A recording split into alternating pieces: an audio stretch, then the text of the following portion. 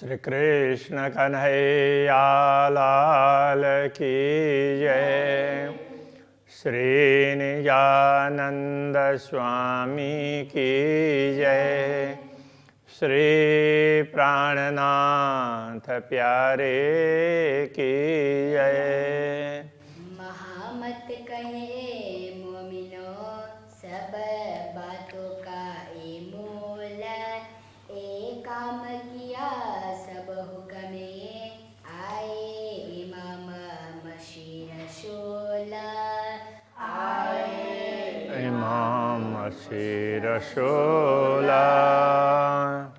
श्री कृष्ण कन्हैया लाल की। श्रृंगार ग्रंथ का ये 26वां प्रकरण पिछले कई प्रकरणों के साथ में संबंध रखता है। इससे पहले बीच में कुछ प्रकरण आए हैं। उससे पहले श्रृंगार का कलश ऐसा करके एक प्रकरण आया था, और उससे पहले श्रृंगार का वर्णन था। तो श्रृंगार के कलश के बाद में कुछ वो ब्रह्मात्माएँ किस प्रकार से है, दुनिया किस प्रकार से है, उस प्रकार को उसको समझाने का प्रयत्न किया। तो पूर्ण ब्रह्म परमात्मा का श्रृंगार स्वरूप ये सब ब्रह्मात्मा ही समझ सकती है। तो ये कहने का तात्पर्य है। इसलिए ब्रह्मात्माओं में और दुनिया के लोगों में कितना अंतर होता है ये सब समझाया।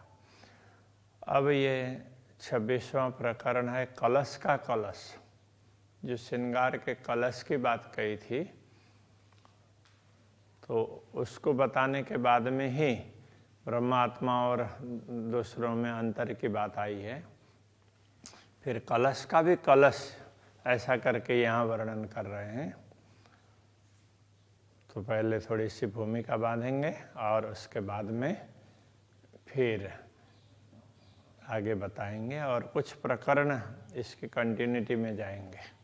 बशरी मल की और की कही मोहम्मद तीन सूरत। रसूल मोहम्मद ने 3 स्वरूप की बात कही। बशरी मल की और की कारज सारे सिद्ध किए अव्वल बीच आखरत। और ये भी कहा कि अव्वल बीच और आखिर, तो पहले मध्य में और अंतिम में। ये रसूल मोहम्मद ने जिस प्रकार से कहा कुरान और हदीस, उसके अनुसार का यहाँ पर स्पष्टीकरण किया है कि वैदिक परंपरा में दूसरे तरीके से कहा जाता है और कहा गया भी है। तो अव्वल आदि मध्य और अंत अवसान, ये एक परंपरा है। आसमान जिमी के बीच में उस तरह की बात भी आती है। तो ये एक शैली है। ये तीनों मिल किया जहूर, इन तीनों ने मिल करके 3 स्वरूप बशरी मलकी और हकी तीनों ने मिल करके ब्रह्म ज्ञान को प्रकाशित किया। जहूर का तात्पर्य प्रकाश फैलाया। अव्वल आखिर रोशन, आरंभ से लेकर के अंतिम तक आखिर तक प्रकाश फैलाया। हक बैठे इन इल्म में, तो इनका जो दिया हुआ ज्ञान है उसमें ही परमात्मा है। तो वो तो उस तरीके से कहने की शैली है। यथार्थ में कहना क्या चाह रहे हैं, इन तीनों ने परब्रह्म परमात्मा की बात कही है, उनको स्पष्ट करके समझाया है। तो दिल अर्श हुआ मोमिन। तब जब जैसे ब्रह्मात्माएं समझ बैठी और उन्होंने परब्रह्म परमात्मा को अपने हृदय में धारण किया, तब जाकर के उनका हृदय धाम बना है। ये जुआ मैं हक की और बोलता है हुकुम। ये बोलने वाली जिह्वा और इसको शक्ति प्रदान करने वाली चेतना आत्मा, जुआ और मैं का तात्पर्य आत्मा और जुआ जिह्वा, ये दोनों ही पूर्ण ब्रह्म परमात्मा की ही है। तो जिह्वा भी तो आखिर संसार की कल्पना की, वो भी पूर्ण ब्रह्म परमात्मा के कारण ही है। तब संसार बना। इसलिए जो अभी बोला जा रहा है वो पूर्ण ब्रह्म परमात्मा के आदेश से ही और बोलता है हुक्म। बोलने वाला तो दूसरा कोई नहीं है, पूर्ण ब्रह्म परमात्मा का ही आदेश है। तो उसने ही ब्रह्मात्माओं का स्वरूप भी धारण किया, तो ये सारा कार्य वही करता है। हक अरस वर्ण तो हुआ जो वाहिद अथवा का कसम। तो पूर्ण ब्रह्म परमात्मा का धाम परम धाम और पूर्ण ब्रह्म परमात्मा के विषय में वर्णन तभी संभव हुआ जो वाहिद बक्का खसम। वाहिद बोलते हैं अद्वैत भाव को, बक्का अखंड, खसम स्वामी। तो पूर्ण ब्रह्म परमात्मा है, अद्वैत धाम परम धाम उसके स्वामी है, और उनके हुक्म से ये सब बताया जा रहा है।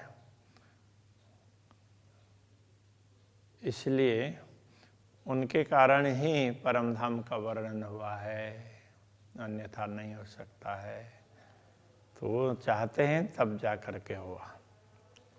तो अनेक लोगों ने कोशिश की होगी, सबके द्वारा नहीं हुआ।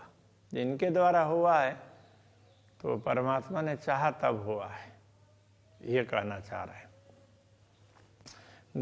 गई बखिलवत जाहिर तो हुई जो हके कराई ये। गैब का तात्पर्य रहस्य होता है, गूढ़ बात है। खिलवत एकांत। तो अब यहाँ क्या कहना चाहते हैं, परमधाम का रहस्य स्पष्ट किया गया तो तभी किया गया जो हकें कराई ये। पूर्ण ब्रह्म परमात्मा ने चाहा, करवाया तभी हुआ है, अन्यथा नहीं होता। ए खबर नहीं नूर को करी लुदन्नी जाहिर है। परमधाम के सभी रहस्य और उसमें भी खास करके पूर्ण ब्रह्म परमात्मा की लीलाओं के विषय में अक्षर ब्रह्म को भी ख्याल नहीं है। एक खबर नहीं नूर को, अक्षर ब्रह्म को भी इस विषय में ख्याल नहीं है। करी लुदन्य जाए रहे। अब ये लुदन्य स्थिर ज्ञान, तारतम ज्ञान ने इसको स्पष्ट करके बता दिया। अब वो तारतम ज्ञान कौन ले आया, तो पूर्ण ब्रह्म परमात्मा का आदेश। तो उसने अलग अलग रूप धारण किए। तो ब्रह्मात्माओं के रूप में, श्यामा जी के रूप में दुनिया में उसी ने धारण किया है। वर्णन किया अरस का सो सब हिसाब अरसई के। परमधाम का वर्णन किया तो शब्द तो लौकिक चुने, किंतु हिसाब किताब जो तरीका है वो परमधाम के हिसाब से ही गया। गिनती सो भी अरस की जो गिनती है हम दुनिया के हिसाब से न गिने, वो परमधाम की गिनती है। ये बातें मोमिन समझेंगे, ये बातें तो ब्रह्मात्माएं ही समझती हैं। या पहाड़ या तिनका सो सब चीज विदा आत्मा। पहाड़ हो या पहाड़ जितना महान बड़ा हो, विशाल, और एक तिनके की तरह से बहुत छोटा हो, सो सब चीज विदा आत्मा। वो सब जितने भी हैं वो आत्मा की भांति है। जैसे आत्मा अक्षरातीत का अंग है, आत्माएं अक्षरातीत के अंग हैं, उस प्रकार तो आत्माओं के भी अंग के रूप में ये सब है। सब देत देखाई जाए ज्यों देखिए माहे चश्मा। तो जैसे चश्मा तो आँख में ही लगाते हैं तो पता चलता ही है ना। तो उस तरह से जैसे आँख के पास में ही है, तो उसी प्रकार से सब देत देखाई जाए रहा। तो जो बाहर दिख रहा है, एक तिनके से लेकर के, एक अणु से लेकर के पूरा धाम, तो ये सब स्पष्ट करके बता दिया। और इस ब्रह्म ज्ञान के माध्यम से तो ये दिख भी सकता है। और अब एक खूबी रूह नैन की चीज दसों देश की सब देखत। अब यहाँ ब्रह्मात्माओं की विशेषता बता रहे हैं कि ब्रह्मात्माओं की दृष्टि की, नयन की विशेषता ये है कि वो दसों दिशाओं की वस्तुओं को देख सकती है। तो इस नश्वर शरीर में आंखें हैं तो कुछ तक दिखता है, 180 डिग्री भी नहीं देखेगा, तो यहाँ से यहाँ तक पूरा नहीं देखेगा। फिर भी बहुत कुछ दिखता है, किंतु परमधाम की आंखें क्या है, तो उससे तो 10 दिशाएं, आत्मा की आंखें उससे तो 10 दिशाएं दिखेगी। पाताल या आसमान की रूह नजरों स्वभावत, पाताल हो या आसमान हो, तो ब्रह्मात्माओं की दृष्टि में सब है। यहाँ कहने का तात्पर्य यह है, तो ब्रह्मात्माओं को सारा ही पता चलता है, पाताल से परमधाम पर्यंत सारा। रूह का ही लक्षण बाहर अंदर नाही दोए, तो ब्रह्मात्माओं के लक्षण ये है वो अंदर कुछ छिपा करके रखें और बाहर से कुछ और बोलें, ऐसा नहीं, दोनों अंदर और बाहर दोनों एक है। तन दिल दो एक ही, रूह कई अतः सोए। तन दिल दोनों एक जैसे हैं। तन का तात्पर्य बाहर जो दिख रहा है, अंदर जो सोचते हैं और बाहर जो दिखता है, इसके लिए यहाँ कह रहे हैं तन और दिल दोनों एक ही लगते हैं। रूह कैयत सोए, कैयत है सोए। तो इस प्रकार का आचरण जिस किसी का भी दिखाई देता है उसको समझना चाहिए कि ये ब्रह्मात्मा है। दूर नजीक भी अरस के सो भी पाइए अरस सहूर। यहाँ ये समझा रहे हैं परमधाम में दूर हो या नजीक जो भी हो, तो वो परमधाम की समझ से समझा जा सकता है, दुनिया की समझ से नहीं समझा जाएगा। परमधाम की बात थोड़ी सी भिन्न प्रकार की है, तो दुनिया के हिसाब से समझना कठिन होता है, इसलिए कहते हैं सो भी पाइए अरस सहूर। तो परमधाम की समझ, परमधाम के प्रकार के समझ हो तभी ये पता चलेगा। तो किसी भी बात को समझने के लिए उसके तरीके से सोचना पड़ता है। तो परमधाम के तरीके से हम समझने का प्रयत्न करेंगे तो नयन चरण अंग तीनों ही एक यादय में हजूर। नयन हो, नयन कमल चरण हो या दूसरे कोई भी अंग हो, एक यादय में हजूर, एक बार याद किया तो भी हजूर का अनुभव कर सकते हैं। तो यहाँ क्या कहना चाह रहे हैं, नयन हो, चरण हो, ये जो भी अब आगे उसमें वो करेंगे चाल मिलाप या दीदार ऐसा करके, तो वो नयनों का काम हो, चरण का काम हो या दूसरे किसी भी अंग का, सबकी दिशा एक ही हो जाती है, एक ही दिशा में सब जाते हैं, तब ऐसा अनुभव होता है। कैसा अनुभव होता है, एक यादय में हजूर। एक बार स्मरण कर लिया तो ब्रह्मात्मा को लगता है कि मैं तो पूर्ण ब्रह्म परमात्मा के चरणों में हूँ। हजूर का तात्पर्य निकट, तो पूर्ण ब्रह्म परमात्मा से मैं दूर नहीं हूँ, इस प्रकार का अनुभव होगा। तो वो कब होगा, तो सब इंद्रियों की दिशा एक हो जाएगी, आत्मा की, सबकी। तो इसलिए एकाग्रता बहुत आवश्यक है, एक लक्ष्य रख करके एक दिशा में चलना बहुत आवश्यक होता है। चाल मिलाप या दीदार ये तीनों रूह के नेक। चाल का तात्पर्य कोई भी चलता है तो वो उसकी चाल होती है। तो चाल हो, मिलाप, यहाँ पर चाल का तात्पर्य किस प्रकार का आचरण करना, मिलाप कैसे पूर्ण ब्रह्म परमात्मा का सानिध्य का अनुभव करना, या दीदार उनको, उनके दर्शन करना। ये तीनों रूह के नेक, तो ये तीनों ही ब्रह्मात्माओं के लिए तो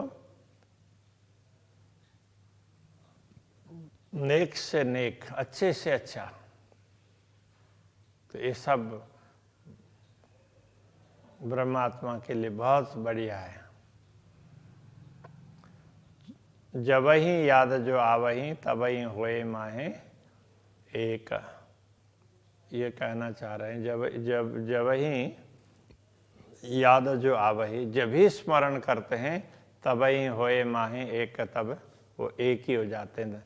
तो पूर्ण ब्रह्म परमात्मा का स्मरण करते हैं तो उस समय सब चीज़, आँखें भी उनके दर्शन के लिए तरसती है, रसना उनके गुणों को गाने के लिए, और नासिका तो उनकी सुगंध, प्रेम की सुगंध पाने के लिए, तो सब की दिशा एक हो जाती है।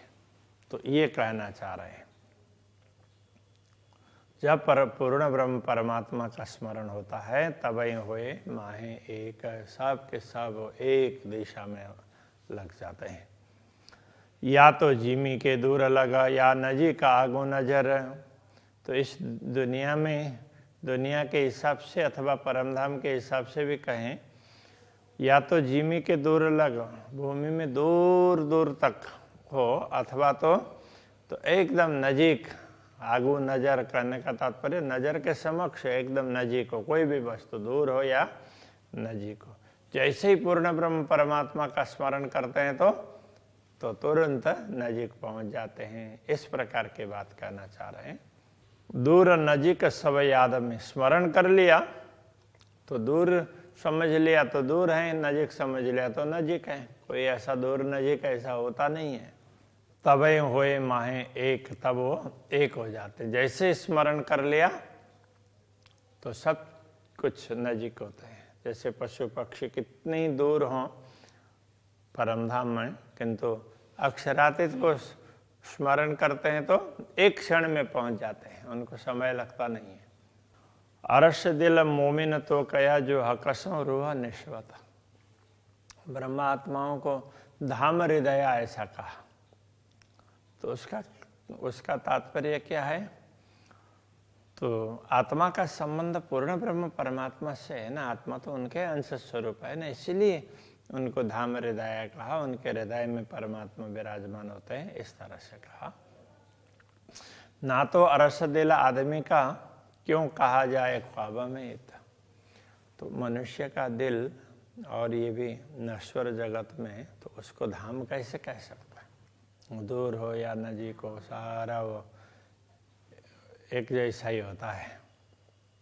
स्मरण करते हैं तो दूर का भी नजीक का एक ही है, एक साथ में पहुंचेंगे कहीं भी। ऐसा है। जैसे राज्य के दर्शन की इच्छा हुई तो पशु पक्षी वगैरह किसी भी मानिक पहाड़ के हों या पुखराज पहाड़ के हों, दर्शन की इच्छा हुई तो एक साथ में पहुंच जाएंगे। इस प्रकार से समझना होता है। रूह तन की असल अरश में अरश ख्वाब नहीं तफावत। ये ब्रह्मात्माओं का असली तन परमाधाम में है, परात्मा। तो उसने इस स्वप्न को देखा है। देखने वाली चेतना आत्मा तो वही है, इसलिए उसमें और इसमें कोई अंतर नहीं है, ये समझाना चाह रहे हैं। और इसी चौपाई से आगे जा कर के कहा जाएगा। तो रूह तन की असल अरश में परात्मा तो आत्मा का जो आत्मा का असल है वो तो परात्मा है, वो तो वास्तव में परमधाम में ही है। इसलिए अरश ख्वाब नहीं तफावत है। तो परमधाम की आत्मा हो या दुनिया में शरीर धारण करने वाले ख्वाब की आत्मा हो, स्वप्न देखने वाली, उसमें अंतर नहीं है। इसीलिए तो कया शहरग से नजीक बीच दुनिया न्यामत। तो इस दुनिया में ये बात इसलिए कही कि परमात्मा तो प्राण नली से भी निकट है, क्योंकि परात्मा के तो निकट ही है ना, इसलिए ये आत्मा भी तो परात्मा के अंदर ही है, इसलिए दूर नहीं है, ये बताना चाह रहे हैं। दिल मोमिन अरस तन बीच में, तो ब्रह्मात्माओं का दिल है तो वो परात्मा के अंदर ही है। परात्मा ने ही इस दुनिया को देखा है। उन दिल बीच है ये दिल, तो ब्रह्मात्माओं का ये दिल है, ये भी परात्मा के दिल में ही है, उससे अलग नहीं है। कहने को ये दिल है अरश दिल असल। कहने के लिए ये नश्वर शरीर का दिल है, यथार्थ में तो वो परात्मा का दिल है, उस तरह से ही है। तो जैसे परात्मा के दिल में पूर्ण ब्रह्म परमात्मा विराजमान होते हैं, ऐसे ही इस नश्वर शरीर को धारण करने वाले चेतना है, तो उनके इस नश्वर शरीर के दिल में भी पूर्ण ब्रह्म परमात्मा की छवि अंकित होती है। तो ये दुनिया तो कुछ है नहीं, तो कल्पना कर ली उसके हिसाब से है, यथार्थ में तो कुछ है नहीं। थोड़ी देर दिखाया, इतनी देर के लिए दूर दिखाई दे रहा है, ये समझाना चाह रहे हैं। तो अभी यहीं रखते हैं। श्री कृष्ण कन्हैया लाल की जय। है अरसई दिल असल,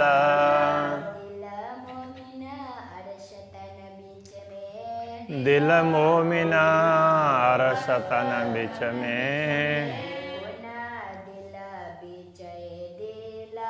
उन दिल बिचाए दिल, कहने को ए दिल है